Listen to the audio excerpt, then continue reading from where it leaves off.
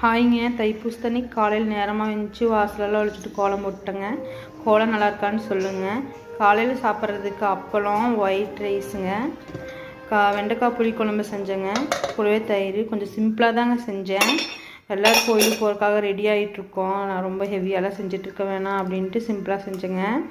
குட்டி பாப்பா ரெடி ஆகிட்டு ஒரு கண்ணாடி பார்த்துட்டு க்யூட்டாக கொடுத்துட்ருக்கா. நீங்களே பாருங்கள், அதைய அழகாக இருக்குது பார்க்கும்போதே. பெரியவள் ரெடி ஆகிட்டு டிவி பார்த்துட்டு இருந்தாளுங்க. பாருங்கள் என்னெல்லாம் பண்ணிகிட்ருக்கிறேன்னு.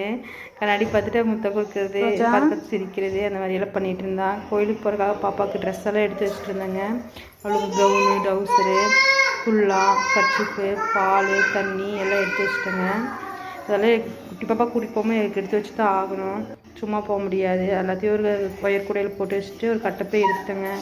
அங்கே போய் ஏதாவது வாங்குறதுக்கு வேணும்னு சொல்லிட்டு நல்லபடியாக சாமி பார்த்தேங்க. சூப்பராக இருந்தாங்க நாங்கள் பார்க்கும்